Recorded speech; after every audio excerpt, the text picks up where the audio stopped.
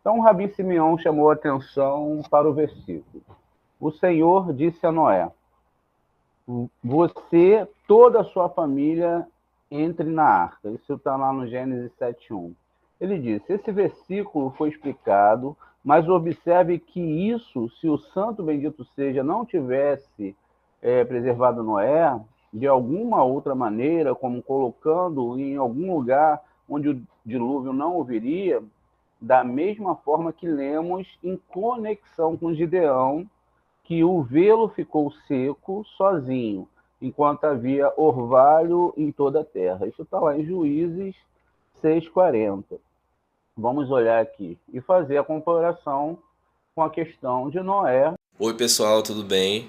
Eu quero agradecer aqui publicamente ao trabalho que o André Moré vem executando.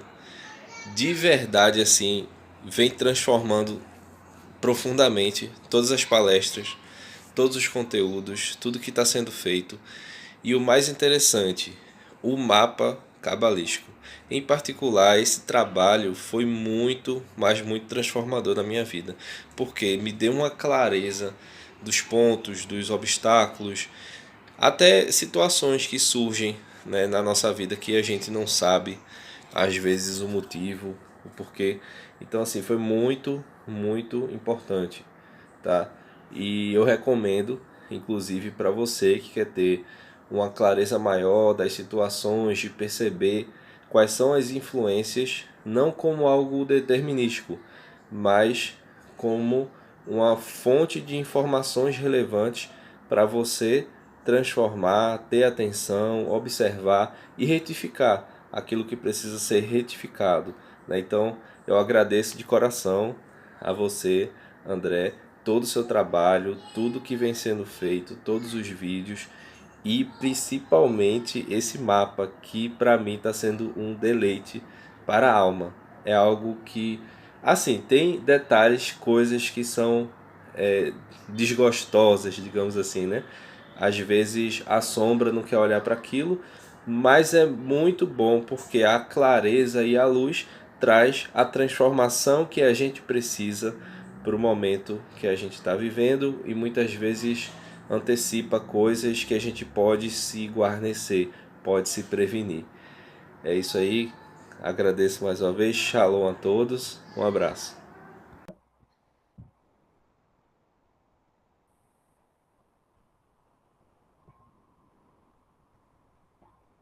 Gideão foi um dos juízes de Israel e ele passa uma situação semelhante à situação de Noé, que quando a gente lê o texto, parece que é totalmente diferente do que está sendo falado ali. Então, nos Juízes 6:40. Então, está aqui escrito, né? Deus o fez naquela noite, apenas a lã estava seca, enquanto havia orvalho por toda a terra. Então, aqui é uma repetição do dilúvio, mais ou menos da explicação do dilúvio que aconteceu.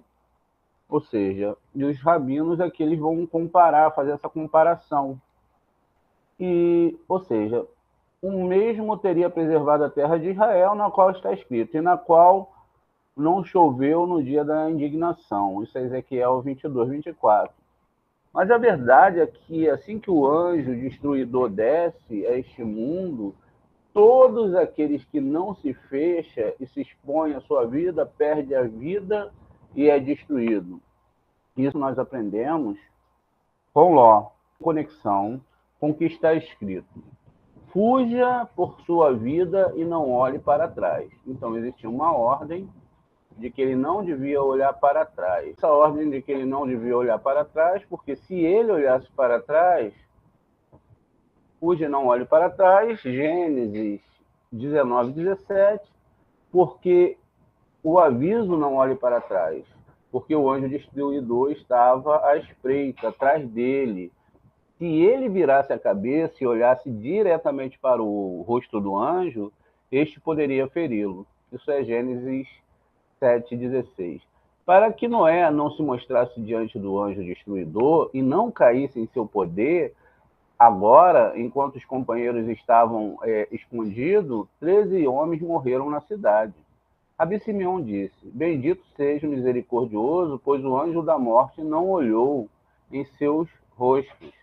E Moisés reuniu toda a congregação dos filhos de Israel. Então a gente parte aqui para outra parte do Zorra, porque a gente terminou aquela parte em que falava sobre a questão da acusação do anjo e que quando tiver pessoas, muitas pessoas que nós que estudamos a Torá não devemos ficar no meio, porque se vier algum julgamento, os primeiros que vão ser recolhidos vamos ser nós, né? Nós seremos os primeiros a sermos recolhidos. Então, e Moisés reuniu toda a congregação dos filhos de Israel. Ele repetiu novamente as instruções a respeito da construção do tabernáculo. Rabi Hia disse: tudo está como já foi explicado. A construção real do tabernáculo foi realizada apenas pelos israelitas. Então a gente sabe que nesse momento os israelitas eles tinham que construir esse templo e que na verdade naquele momento o templo ele era chamado de Mishkan. Mishkan em si ele não é nada mais nada menos do que a própria alma. Então ele começa aqui a falar desse Mishkan, não é? Que ele reúne toda a congregação para a construção do tabernáculo, e agora ele vai trazer a situação aqui que acontece com essa reunião. Rabi Hia disse: tudo está como já foi explicado. A construção real do tabernáculo foi realizada apenas pelos israelitas, sem a multidão mista, ou seja, o Erev Rav não participou, porque aquela multidão trouxe o anjo da morte ao mundo. Portanto, assim que Moisés viu, ele expulsou a multidão mista e reuniu apenas os israelitas. Este é o significado da palavra e Moisés reuniu. Aqui Rabi Simeão expôs o versículo: quem abriu o céu e desceu? Quem recolheu o vento em seus punhos? Quem amarrou as águas na roupa? Quem tomou estável todos os confins da terra? Qual é o nome dele e qual o nome do o filho dela? Se você conhece, isso alude a Moisés, de quem está escrito. E Moisés, ele disse: suba ao Senhor. Quer dizer, quem subiu aos céus foi Moshe. Isso é Êxodo 24:1. De acordo com outra interpretação, quem subiu ao céu alude a Elias, de quem está escrito. E Elias subiu ao céu em um redemoinho. Isso é 2 Reis 2:11. Pode-se perguntar como Elias poderia ter ascendido ao céu, uma vez que os céus não podem suportar a matéria deste mundo, tanto quanto um grão de mostarda, ou seja, não pode existir nada físico no mundo espiritual, nem mesmo um grão de mostarda. Então, como as escrituras podem dizer que ele subiu ao céu em um redemoinho? Mas a mesma coisa aconteceu com Elias e com Moisés. A respeito de Moisés, primeiro está escrito: e o Senhor desceu sobre o monte Sinai. Isso é o Êxodo 19:20. Então está escrito: e Moisés entrou no meio das nuvens e subiu a montanha. Isso é o Êxodo 24:18. Agora, desde o santo bendito seja estava no monte Sinai, sobre o qual está escrito: e a aparência da glória do Senhor era como fogo que devora no cume do monte. Êxodo 24:17. Como Moisés poderia ter entrado na sua presença? A resposta é encontrada na palavra: e Moisés entrou na nuvem e subiu ao monte. Isso mostra que Moisés se envolveu na nuvem como uma roupa e assim se envolveu, foi capaz de aproximar do fogo da glória do Senhor. Da mesma forma, Elias, que está escrito: e Elias subiu ao céu em um redemoinho. Entrou naquele redemoinho, envolveu-se nele como uma roupa e assim ascendeu ao alto. No livro de Adão, o primeiro homem, há uma seguinte passagem oculta, que descreve a geração da humanidade. Um dia, um certo espírito descerá à terra e se vestirá em um corpo terreno, e se chamará Elias. Enquanto ele estiver nesse corpo, ele subirá e, despindo-se desse corpo, entrará em um redemoinho, onde será outro corpo, luminoso. Foi preparado para ele, para que ele seja como um anjo entre os anjos. Mas toda vez que ele descer à terra, ele se vestirá novamente no corpo material, para permanecer no mundo. Ou seja, se ele for para os céus, ele tem que ser traduzido para os céus, e se ele vier para a terra, ele tem que ser traduzido para a terra. Para o mundo mais baixo, continua aqui. E neste corpo que se tornará visível na terra, enquanto no alto aparecerá outro corpo. Este é o significado oculto da palavra. Quem subiu ao céu e desceu. Além de Elias, não havia outro homem cujo espírito tivesse subido ao céu e depois descido. De acordo com outra interpretação, o que subiu ao céu é uma alusão a Elias, enquanto desceu a luz a Jonas. Agora, existe uma grande mentira lá no livro de Edom, né? Porque lá diz que nunca ninguém subiu aos céus, a não ser... Tá vendo como é que é mentiroso o livro? Então vamos continuar aqui. Então, a quem o peixe mergulhou na profundeza do mar, Jonas só foi possível por Elias. Elias ascendeu e Jonas desceu. Então, um só foi possível pelo outro. E aquele, igual ao outro, pediu para si mesmo poder morrer.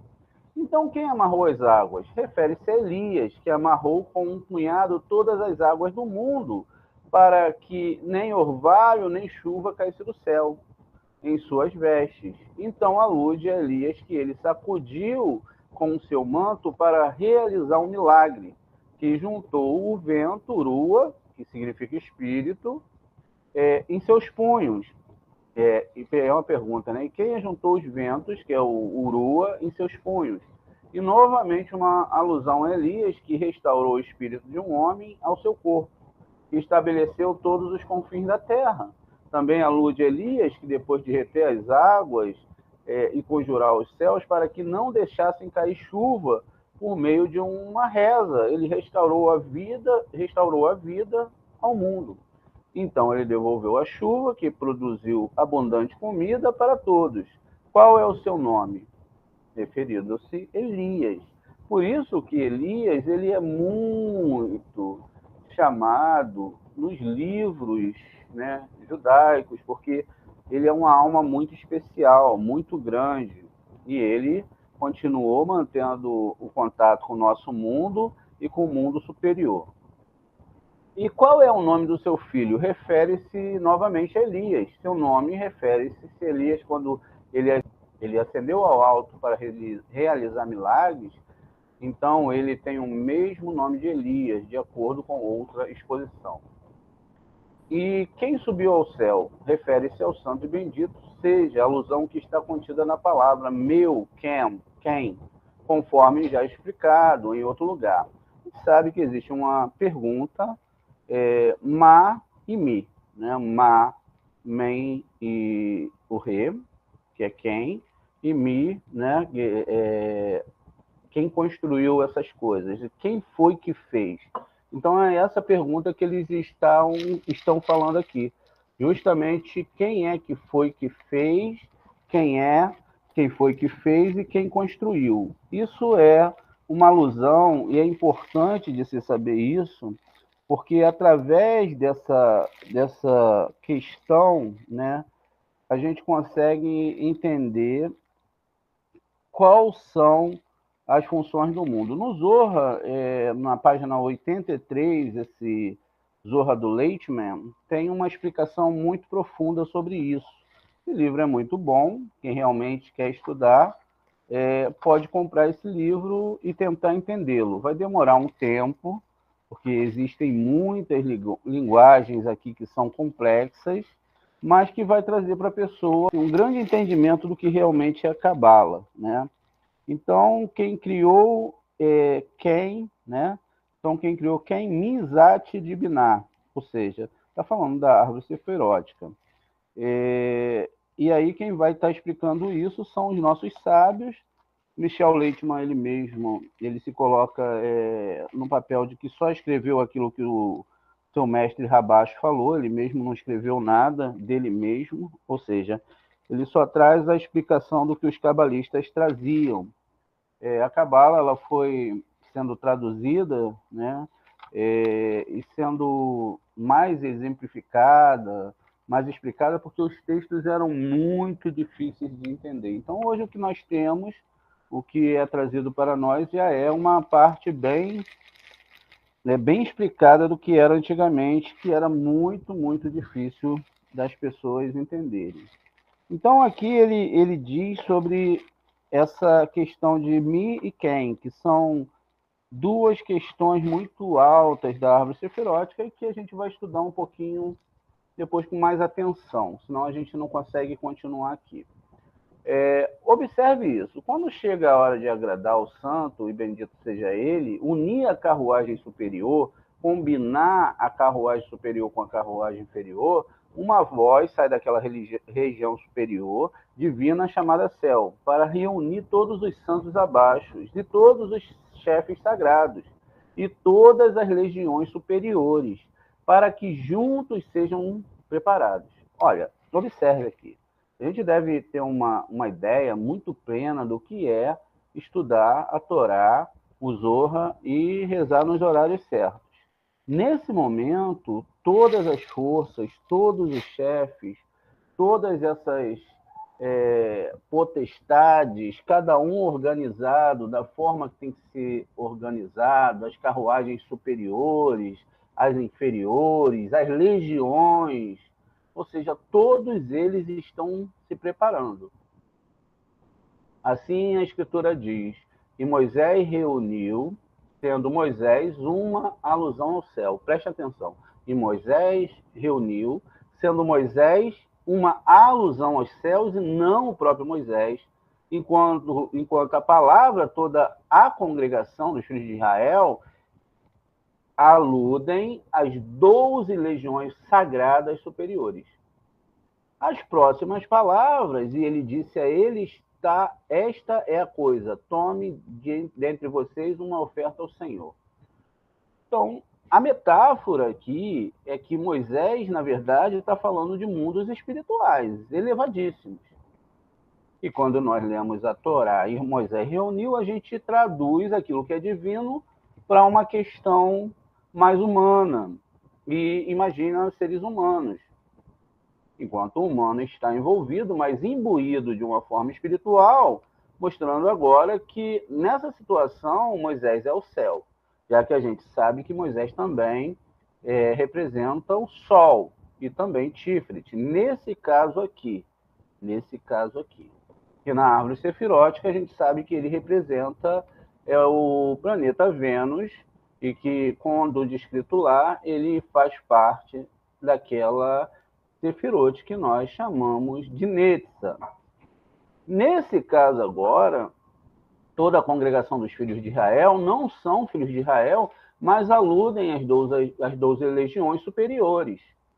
Então ele vai continuar nas próximas palavras, e disse a eles estas coisas: tome entre vocês uma oferta ao Senhor.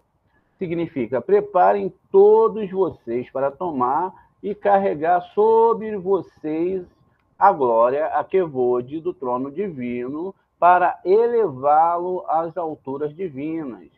Designai dentre vós os chefes superiores, glorificados, que levantarão aquela oferenda que contém o mistério do trono divino, para fazer uma união com os patriarcas. Esposa, é certo que se a jovem donzela continuarem em sua corte, até que elas sejam trazidas a eles, como é dito. As virgens, depois delas, suas companheiras, serão trazidas aqui. Salmos 45:15. Isto é, para que ela possa se juntar ao seu noivo. As próximas palavras, todo aquele que é nobre de coração, na Torá, é uma alusão a 4 legiões superiores, que contém dentro de si todas as outras legiões. São eles que saem e avançam com os exaltados patriarcas chamados nobres. como a passagem que os nobres da cidade investigou. Isso é Números 21, 18. Indicando os patriarcas. O versículo continua dizendo: deixe-os trazê-lo. A expressão no singular, onde se poderia esperar o plural, indica a fusão de todos eles em uma unidade. As palavras seguintes, a oferenda do Senhor, contém a partícula acusativa et. Então, depois que deixa-o trazê-lo, não está no plural, e aí logo depois tem essa partícula et, aleph e tav final, que indica a inclusão de todas as outras legiões superiores, que seriam integradas em uma unidade. Seu número é de 12, simbolizado por ouro, prata, bronze, azul e púrpura, escarlate, vinho fino, pelo de cabra, pele de carneiro, tingida de vermelho e peles de foca, e madeira de acácia e óleo para a luz, e especiarias para o óleo da unção, e passe adiante o incenso suave.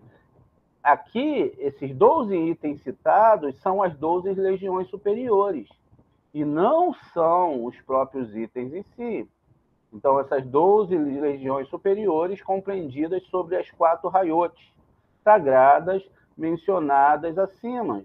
Todos esses ascendem ao trono divino, a fim de elevá-lo ao alto, para que se junte ao seu esposo e para que ele esteja com ela em excelente glória. O Altíssimo Rei, então, se senta no trono divino, em perfeita união com a sua noiva.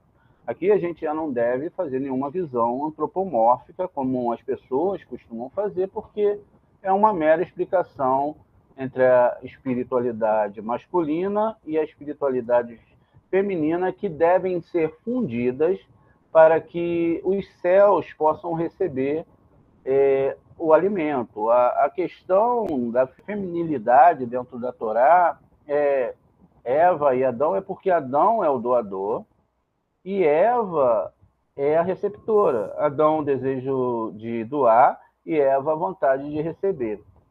Então, aqui nós não podemos fazer, né, essa questão de imaginar que Deus está sentado num trono ou que exista algum trono. Isso é só uma configuração para que nós possamos trazer essa linguagem para o nosso mundo.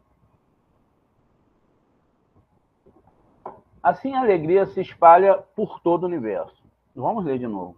Assim a alegria se espalha por todo o universo, todos os seres espirituais. Tudo aquilo que a gente conhece, aquilo que não conhece.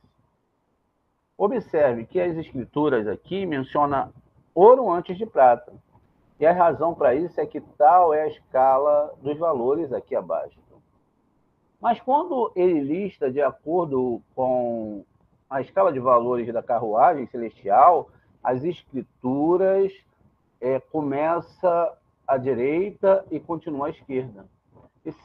E assim encontramos escrito: minha é a prata e meu é o ouro. Isso está em Ageu 2:8. Primeiro a prata e depois o ouro. Mas aqui embaixo vem primeiro a esquerda, primeiro o ouro. O que está dizendo aqui para a gente? Que não é ouro e nem é prata, que ouro é rigor e que a prata é misericórdia. E que lá nos céus começam diferentes. Minha é a prata, primeiro a misericórdia, e meu é o ouro, depois vem o castigo. Aqui não, aqui é diferente. Aqui as pessoas primeiro julgam, primeiro elas querem o ouro, por causa desse valor e desse julgamento, e depois eles usam a prata. Então, ele continua aqui, né? Ouro, prata e bronze. Agora, a frase todos de coração nobre, como já foi dito, compreende 4 regiões que juntos são chamadas de nobres de coração. Mais uma vez, a gente lê para que faça-se uma fixação na mente de vocês. As 4 regiões que juntos são chamadas nobres de coração. O holocausto ao Senhor indica o trono divino, e não um holocausto em si. Assim chamado porque é elevado e feito subir ao alto. Isso é chamado de um mundo de Beriá. Muito bem. Vamos fazer uma lembrança aqui rápido de como funciona esses mundos. Dentro desse quadrado aqui, ó, conforma essas outras duas sefirotes acima.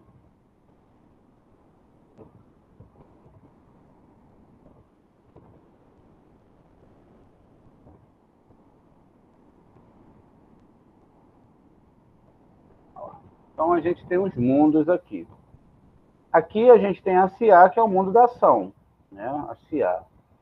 Então, nesse mundo, é o mundo onde a gente é condensado e onde só recebe. Daqui só se recebe, né?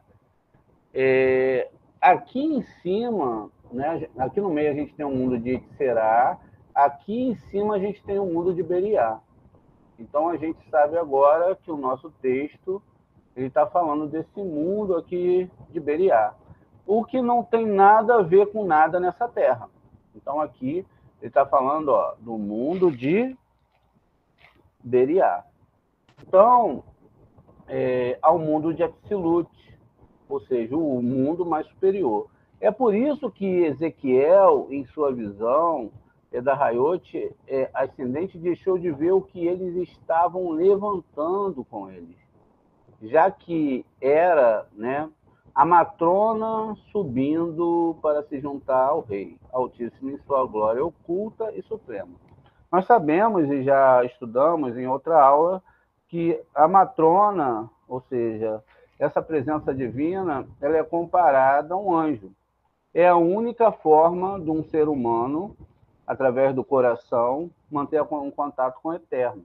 Então, ela sobe daqui para se juntar com as partes superiores. A gente viu que o lado negativo ele tenta atrapalhar essa união, trazendo desarmonia, acusando o ser humano, e todo aquele que abre a sua boca para acusar o outro, falar qualquer coisa, todos nós que fazemos isso, ainda que esteja certo, está ajudando o lado negativo.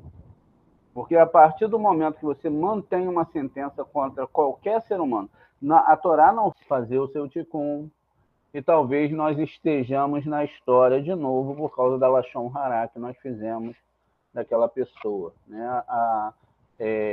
Na Parashá Tazria, que vai falar sobre lepra, então fala que a lepra, na verdade, não é aquilo que as pessoas imaginam, né? Que elas vão ficar leprosas, mas que quando você pega essa palavra, mitsorá, né? Que vai dar língua má. Então, você separa ali, vai te dar a palavra língua má. Quer dizer, que todo aquele que fala mal da pessoa ou julga as pessoas tem lepra. E se nós fazemos isso, nós temos lepra. A pior coisa que tem é parar de falar mal das pessoas.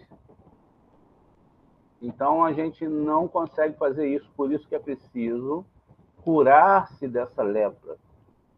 Se você tem essa lepra de observar a vida das pessoas, falar e ver o que as pessoas fazem de mal, deixe isso de lado. Deixe isso de lado. Por que que Yosef, isso é provado através de gematria, Yosef, que ele ficou todo aquele tempo preso? Ele ficou preso porque ele pegou um tempo de cadeia por cada um dos irmãos. 1 ano por cada irmão que ele falou mal. E quando ele falou para o copeiro, para falar para ele do faraó, para falar para o faraó dele, ele ficou mais 1 ano preso para não contar com ninguém além de Hashem. Às vezes a gente conta com as pessoas, mas a Torá fala que a gente não tem que contar com ninguém, a gente tem que contar com Hashem, porque Hashem que é o mestre e senhor de todas as coisas. Nada, realmente nada, funciona se não for pela permissão dele. Mas eu estou falando nada, realmente nada, se não tiver uma predisposição do divino permitir que isso aconteça, vai acontecer. Muito bem. Então, continua.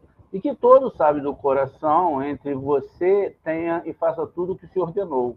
Esta é uma alusão às 7 fontes que alimentam o mundo, que há de vir e trazer o tesouro da vida, cumprindo o mandamento do santo em benefício do mundo. Quais são essas 7 fontes que a gente vê, né, sempre a Torá falando, sempre sendo ditada? São as sefirotes, tá vendo? São as sefirotes, 7 sefirotes, que vão alimentar constantemente o mundo. Essas sefirotes, elas são as que têm que ser influenciadas e é o que tem que trazer para dentro do ser humano essas forças.